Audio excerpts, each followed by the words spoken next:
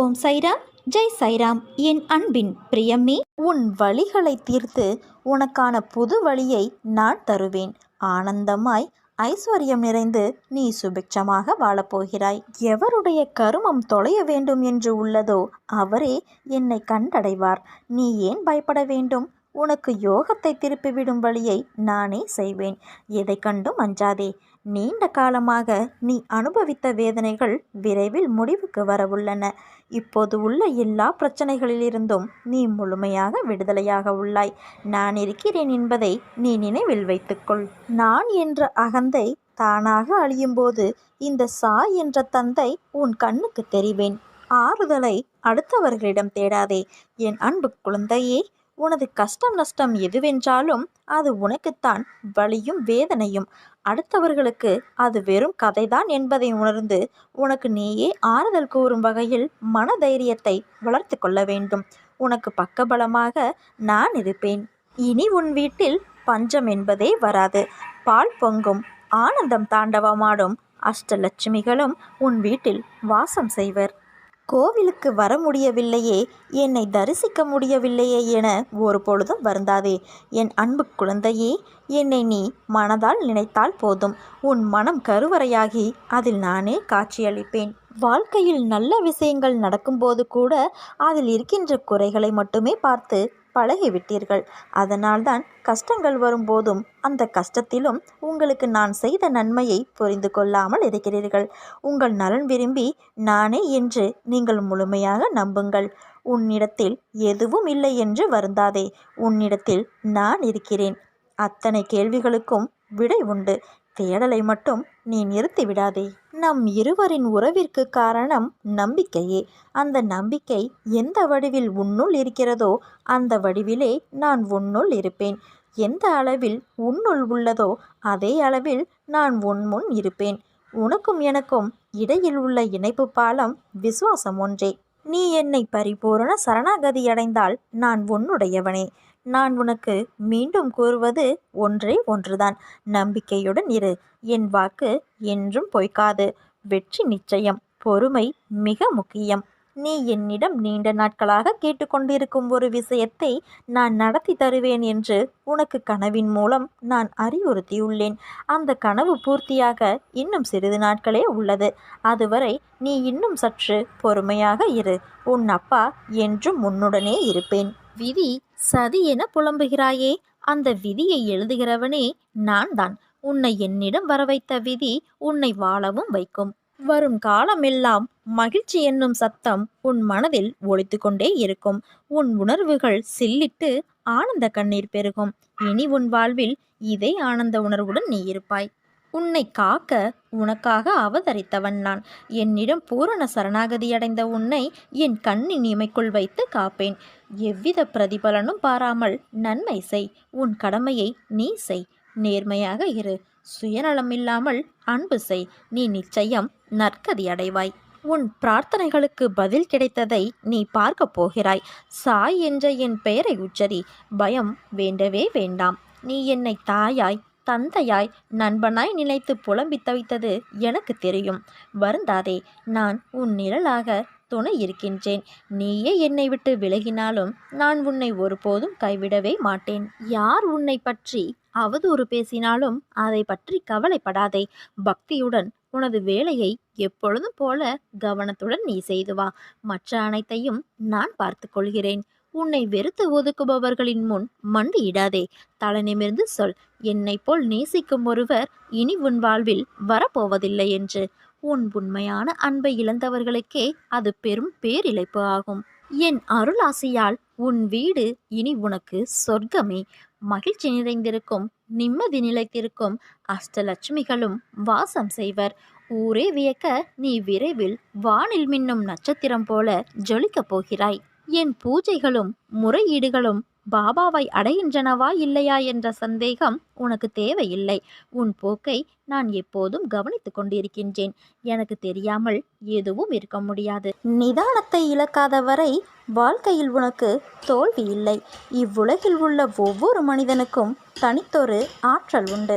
உனக்கும் ஒரு ஆற்றல் உண்டு.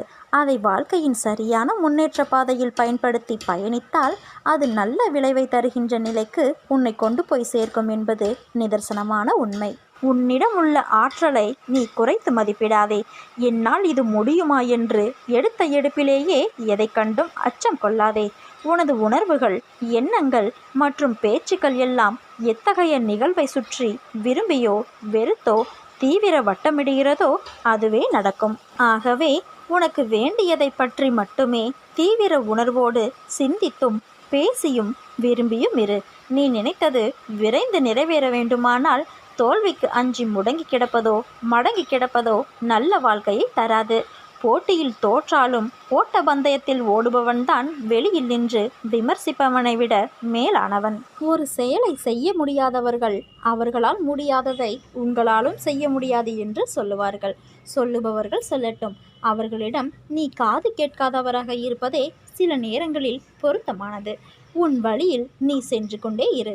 வெற்றி உனக்கே. இனி உன் வாழ்க்கை ஒளிமயமாக மாறும். கவலை கொள்ளாதே. இந்நிலை கூடிய விரைவில் மாறும். நீ எல்லா செல்வ வளங்களையும் பெற்று சீரும் சிறப்புமாய் நல்ல பெயருடன் நிம்மதியான மகிழ்ச்சியான வாழ்க்கையை பெறுவாய். முதலில் மனதை ஒரு நிலைப்படுத்து.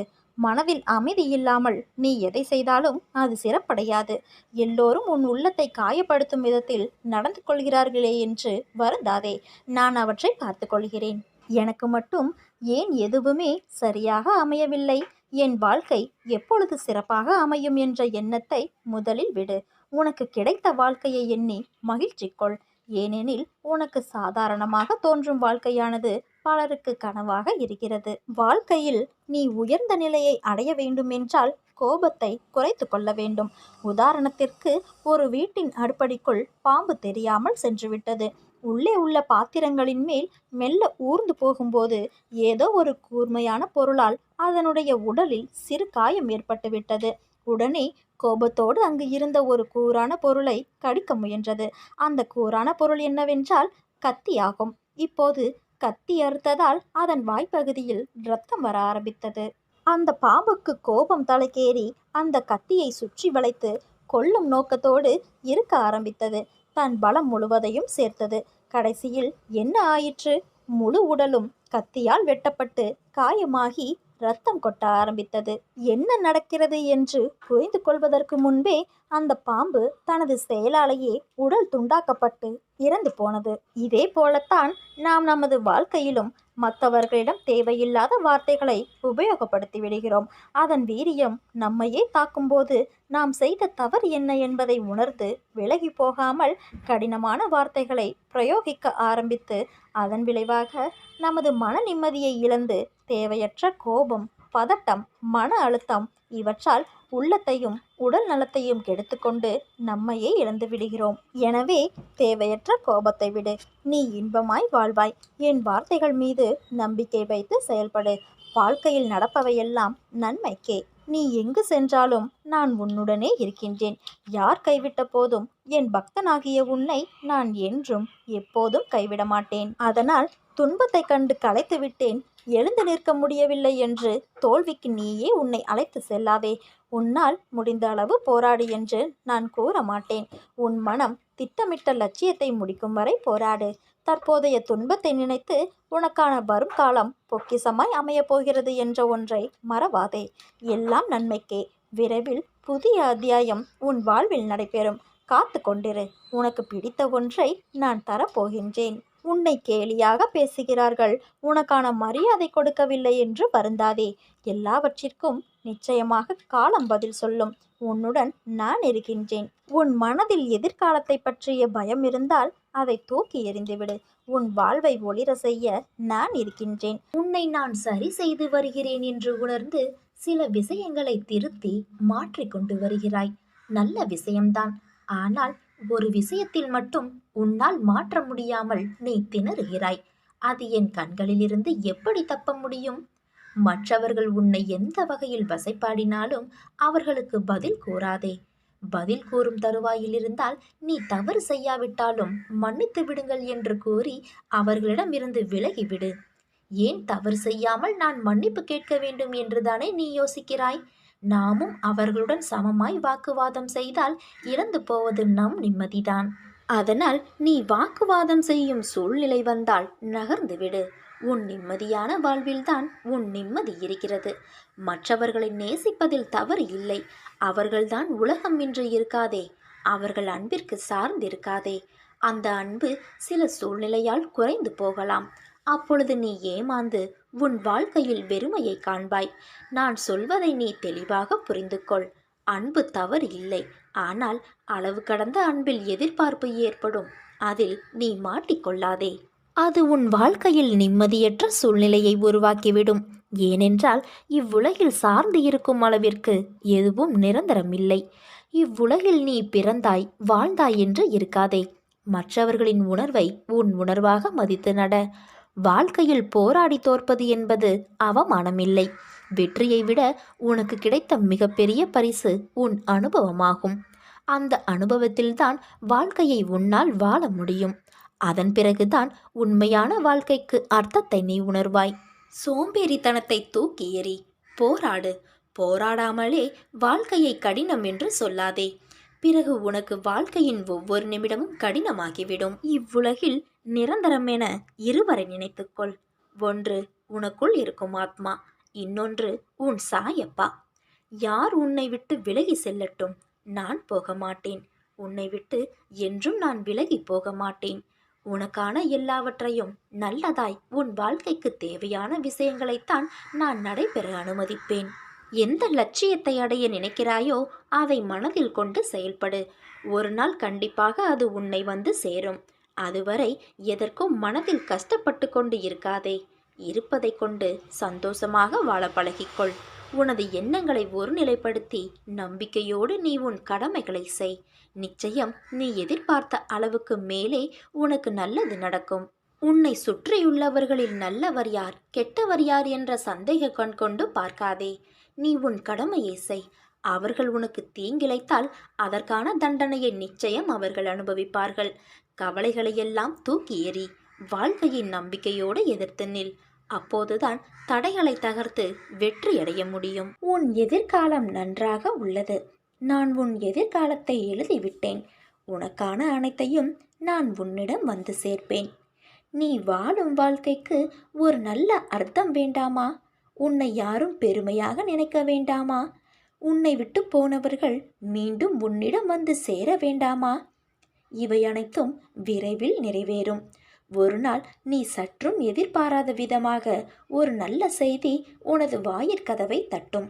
எத்தனையோ முறை உன்னை வீழ்த்தி பார்க்க ஆசைப்பட்டார்கள், முடியவில்லை. உன்னை இழிவாக்க ஆசைப்பட்டார்கள், முடியவில்லை.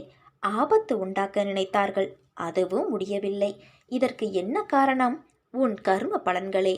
நான் உன்னுடனே இருப்பதை மறந்து இது போன்ற செயல்களில் ஈடுபட முயற்சி செய்கிறார்கள். எனது அனுமதியின்றி உன்னை யாராவது தொட முடியுமா? இவற்றையெல்லாம் யார்தான் செய்கிறார்கள்? என்ன காரணம் என்றுதானே நீ கேட்கிறாய்? வேறு யாரும் இல்லை, உன்னை சுற்றியுள்ளவர்கள்தான். உன்னை சுற்றி நல்லவர்களை தவிர மற்றவர்களுக்கும் நீ இடம் கொடுத்திருக்கிறாய். உனக்கு உன் மீது நம்பிக்கை இல்லை. முதலில் உன்னை நீ மாற்றிக்கொள்ள பழகிக்கொள். பிறகு நடக்கப் போவதைக் கண்டு ஆச்சரியமாக பார்ப்பாய். நான் உன்னை அழைக்கிறேன், வா, விரைந்து வா. நான் அழைத்தால் மட்டுமே உன்னால் வர முடியும். உன் காலடி இந்த சீரடி மண்ணை பட்டதும் உனது கர்ம பலன்கள் விலகி உனது கஷ்டங்கள் உன்னை விட்டு ஓடி ஒளியும். நல்ல நேரம் ஆரம்பிக்கும். வாழ்க்கையில் உன்னை உயர்ந்த நிலைக்கு கொண்டு போகப் போகின்றேன். எதற்காகவும் எப்போதும் அஞ்சாதே. எல்லாம் நல்லதாகவே நடக்கும் என்ற நம்பிக்கையோடும் பொறுமையோடும் சகிப்புத்தன்மையோடும் சுறுசுறுப்பான மனதோடும் உன் கடமைகளை செய். உன்னுடைய காரியம் நிச்சயம் கைகூடும். உன்னை வெற்றியின் பாதைக்கு கைப்பிடித்து அழைத்துச் செல்லவே உன்னை இவ்வாறு செய்ய நான் பணிக்கின்றேன். உனக்கு எல்லா சூழ்நிலைகளிலும் உன் சாயப்பா நான் என்றும் துணையாக இருப்பேன்.